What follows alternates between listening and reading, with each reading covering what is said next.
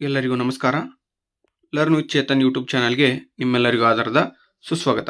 ಇಂದಿನ ದಿನ ನಾವು 10ನೇ ತರಗತಿಯ ವಿಜ್ಞಾನ ವಿಷಯದ ಪಾಸಿಂಗ್ ಪ್ಯಾಕೇಜ್ ಅಂದರೆ ಪರೀಕ್ಷೆ 3 ನಾಳೆ 7ನೇ ತಾರೀಕಿಗೆ ಸ್ಟಾರ್ಟ್ ಆಗ್ತಾ ಇದೆ.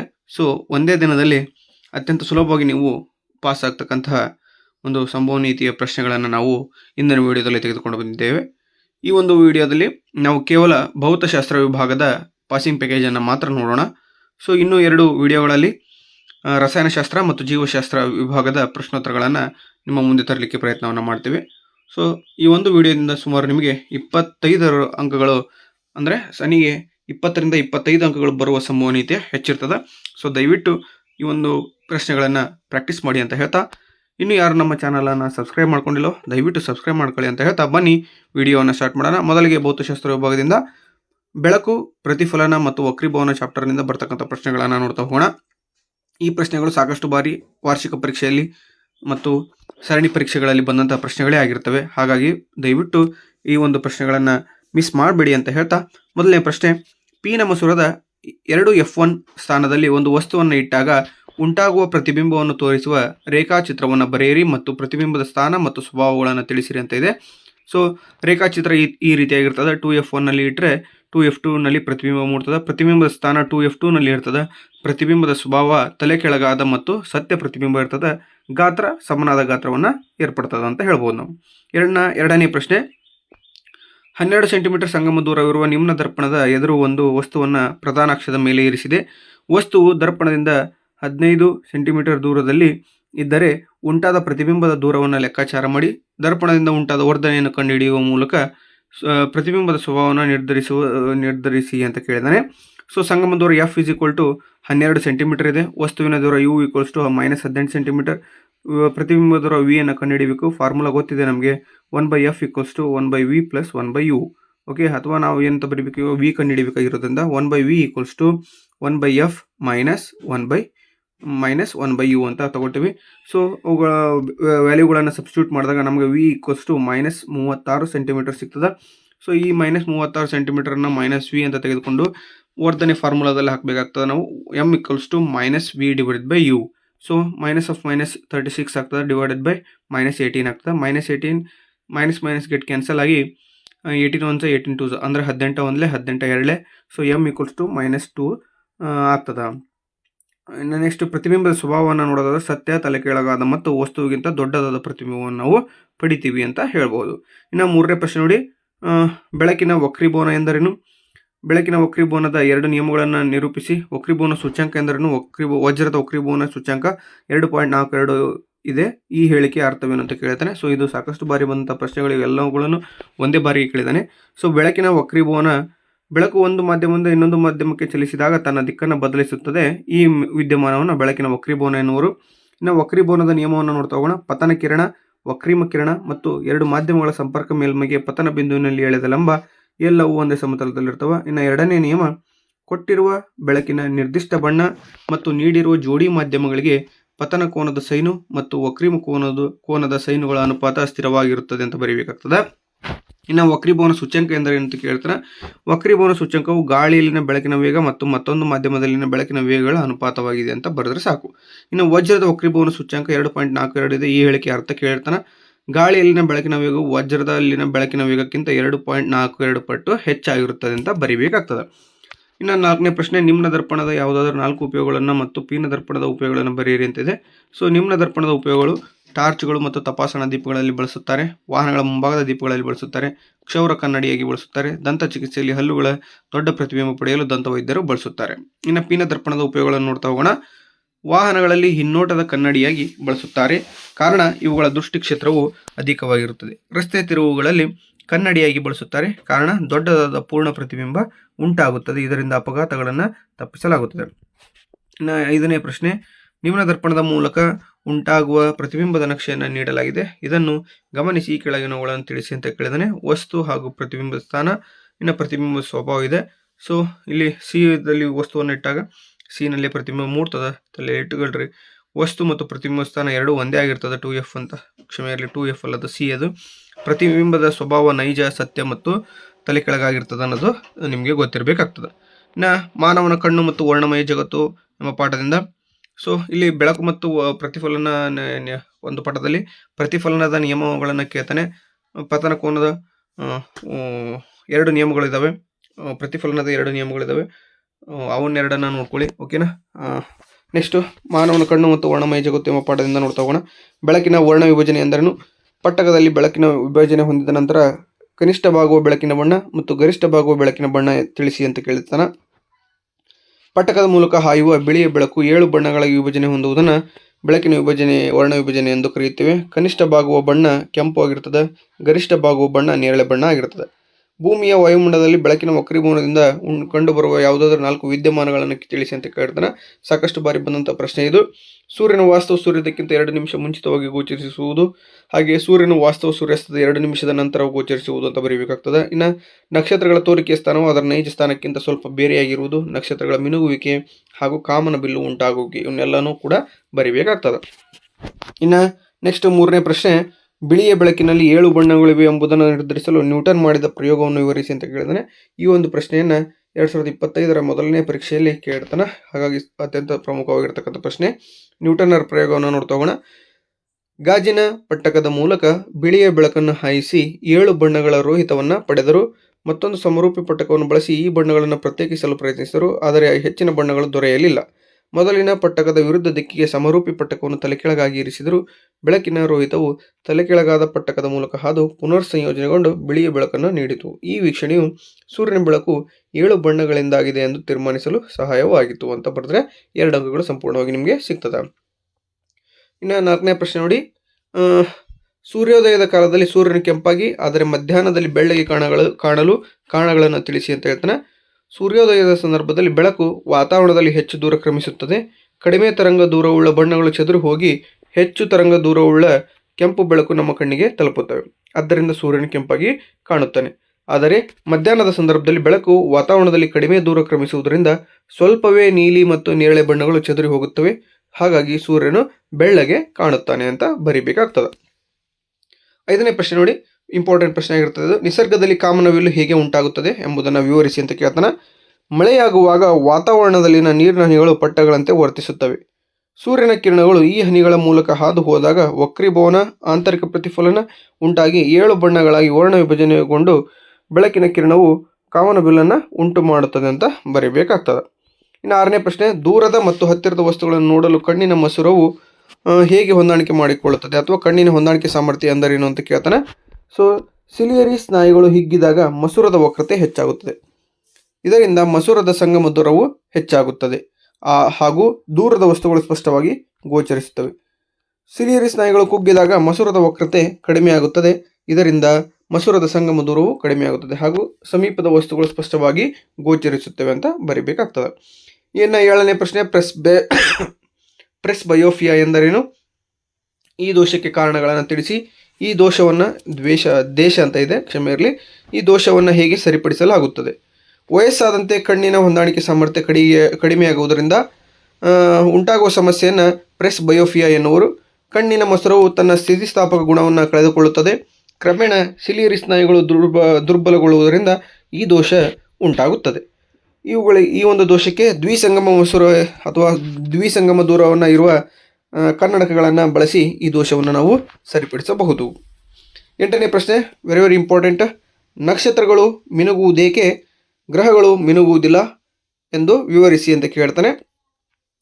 ನಕ್ಷತ್ರಗಳ ಬೆಳಕು ಭೂಮಿಯ ವಾಯುಮಂಡಲವನ್ನು ಪ್ರವೇಶಿಸಿ ಭೂಮಿಯನ್ನು ತಲುಪುವ ಮುನ್ನ ಸತತವಾಗಿ ವಕ್ರೀಭವನ ಹೊಂದುತ್ತದೆ. ಇದರಿಂದ ನಕ್ಷತ್ರಗಳ ತೋರಿಕೆಯ ಸ್ಥಾನದಲ್ಲಿ ಸ್ಥಿತ್ಯಂತರವಾಗುತ್ತದೆ ಮತ್ತು ಕಣ್ಣನ್ನು ಪ್ರವೇಶಿಸುವ ನಕ್ಷತ್ರಗಳ ಬೆಳಕು ಮಿನುಗುತ್ತದೆ. ಗ್ರಹಗಳು ನಕ್ಷತ್ರಗಳಿಗಿಂತ ಹತ್ತಿರದಲ್ಲಿವೆ. ಇದರಿಂದಾಗಿ ಅವು ನಕ್ಷತ್ರಗಳಿಗಿಂತ ದೊಡ್ಡದಿರುವಂತೆ ಗೋಚರಿಸುತ್ತವೆ. ಬೆಳಕಿನ ಆಕಾರವು ದೊಡ್ಡದಾದಂತೆ ಬೆಳಕಿನ ಸ್ಥಿತ್ಯಂತರ ಕಡಿಮೆಯಾಗುತ್ತದೆ, ಆದ್ದರಿಂದ ಅವು ಮಿನುಗುವುದಿಲ್ಲ. ಇನ್ನು 9ನೇ ಪ್ರಶ್ನೆ ನೋಡಿ. ನಿಜ ಸೂರ್ಯಾಸ್ತ ಹಾಗೂ ನೈಜ ಸೂರ್ಯಾಸ್ತಗಳ ನಡುವಿನ ವ್ಯತ್ಯಾಸ 2 ನಿಮಿಷ. ಈ ಹೇಳಿಕೆಯನ್ನು ಸಮರ್ಥಿಸಿ ಅಂತ ಇದೆ. ನಿಜ ಸೂರ್ಯೋದಯ ಹಾಗೂ ಸೂರ್ಯಾಸ್ತಗಳೆಂದರೆ ಸೂರ್ಯನ ದಿಗಂತದ ಸಮತಲವನ್ನು ದಾಟುವ ಸಮಯ. ವಾಯುಮಂಡಲದಲ್ಲಿನ ವಕ್ರೀಭವನ ಪರಿಣಾಮ ಸೂರ್ಯನು ವಾಸ್ತವ ಸೂರ್ಯೋದಯಕ್ಕಿಂತ 2 ನಿಮಿಷ ಮೊದಲು ಹಾಗೂ ವಾಸ್ತವ ಸೂರ್ಯಾಸ್ತದ 2 ನಿಮಿಷದ ನಂತರವೂ ಗೋಚರಿಸುತ್ತಾನೆ. ಇನ್ನು ಮುಂದಿನದಾಗಿ ವಿದ್ಯುತ್ ಶಕ್ತಿ ಪಾಠದ ಪ್ರಶ್ನೋತ್ತರಗಳನ್ನು ನೋಡ್ತಾ ಹೋಗೋಣ. ವಿದ್ಯುತ್ ಉಪಕರಣಗಳನ್ನು ಸರಣಿ ಕ್ರಮದಲ್ಲಿ ಜೋಡಿಸುವುದಕ್ಕಿಂತ ಸಮಾಂತರ ಕ್ರಮದಲ್ಲಿ ಜೋಡಿಸುವುದು ಅನುಕೂಲಕರ ಏಕೆ ಅಂತ. ಇದು ಕೂಡ 2025ರ ಪರೀಕ್ಷೆಯಲ್ಲಿ ಬಂದಿರತಕ್ಕಂಥ ಪ್ರಶ್ನೆ. ಸಮಾಂತರ ಜೋಡಣೆಯಲ್ಲಿ ವಿದ್ಯುತ್ ಉಪಕರಣಗಳ ಮೂಲಕ ಹರಿಯುವ ವಿದ್ಯುತ್ ವಿಭಜನೆ ಆಗ್ತದೆ.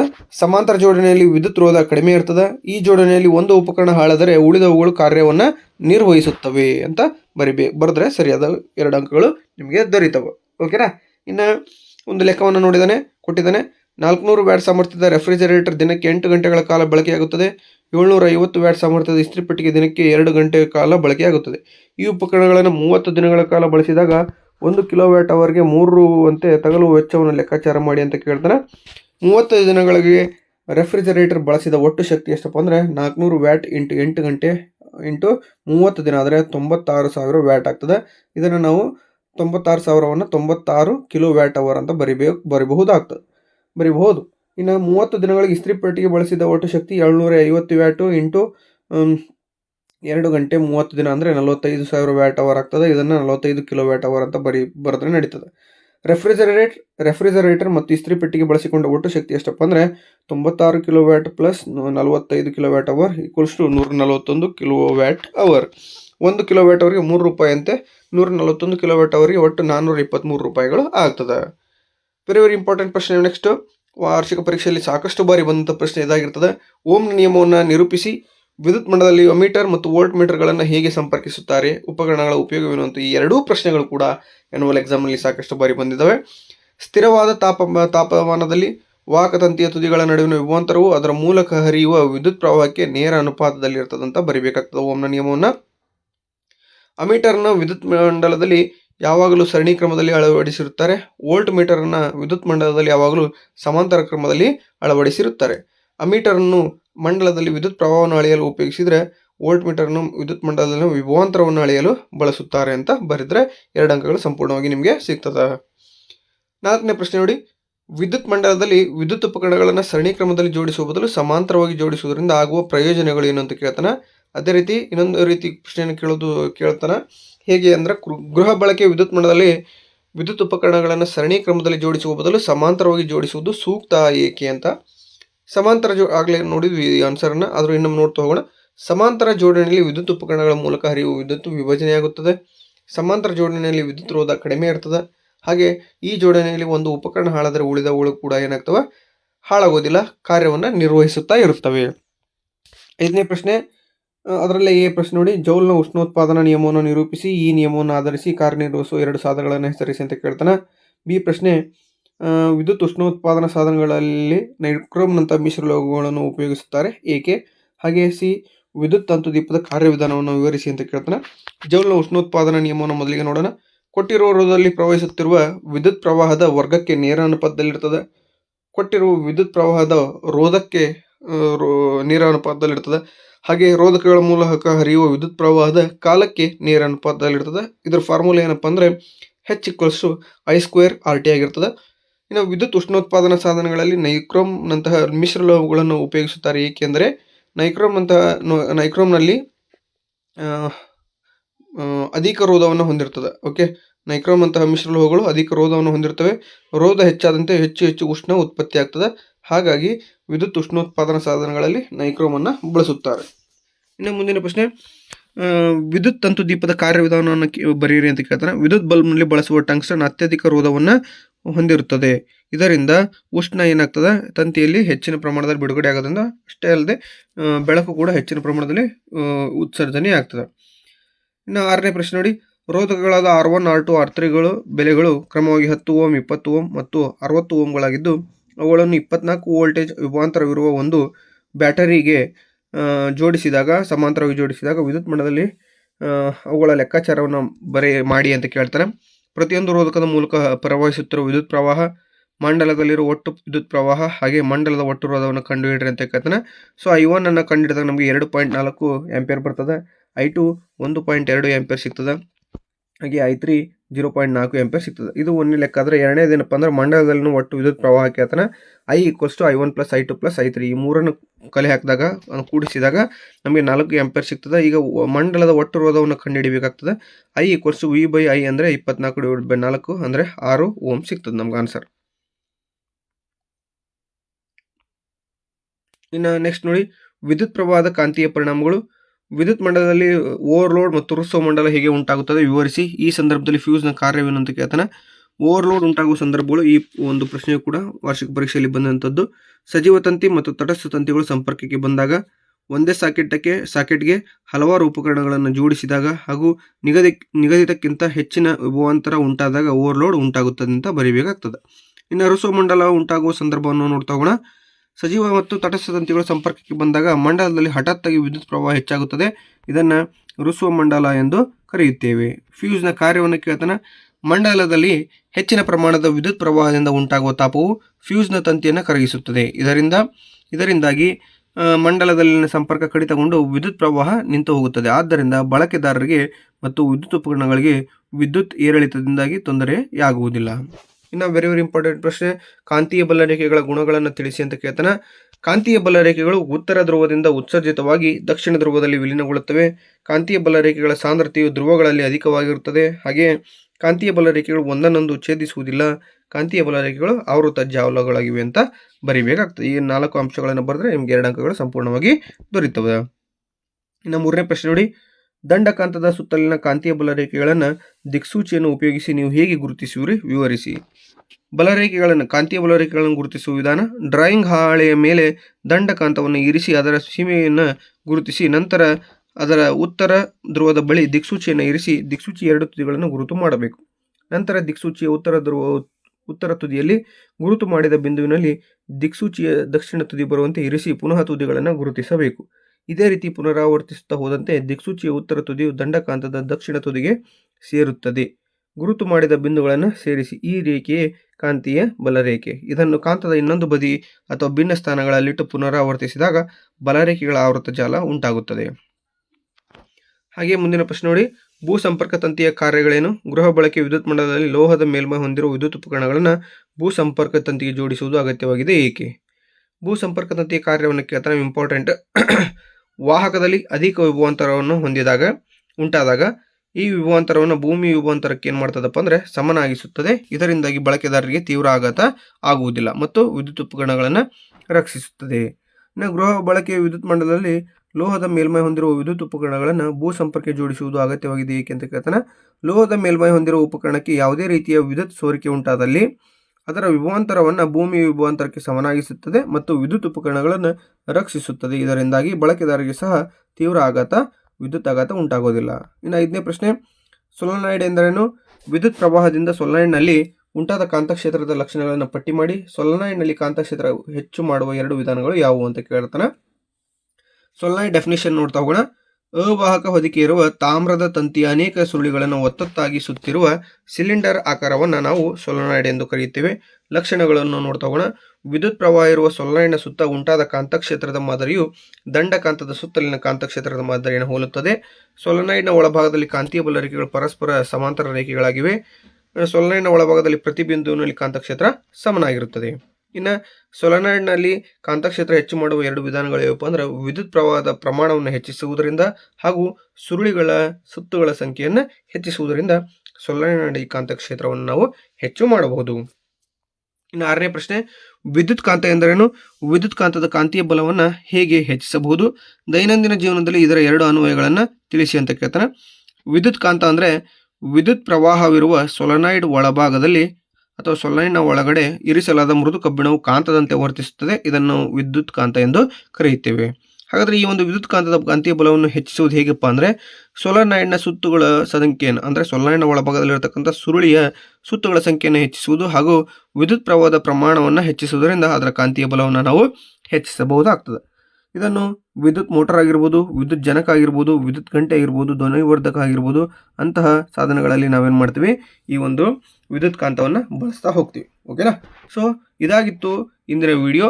ಈ ಒಂದು ವಿಡಿಯೋದಲ್ಲಿ 10ನೇ ತರಗತಿಯ ಭೌತಶಾಸ್ತ್ರ ವಿಭಾಗದ ಅತ್ಯಂತ ಸಾಕಷ್ಟು ಬಾರಿ ಬಂದಂತಹ ಪ್ರಶ್ನೆಗಳನ್ನು ನಾವು ನಿಮ್ಮ ಮುಂದೆ ತೆಗೆದುಕೊಂಡು ಬಂದಿದ್ದೇವೆ.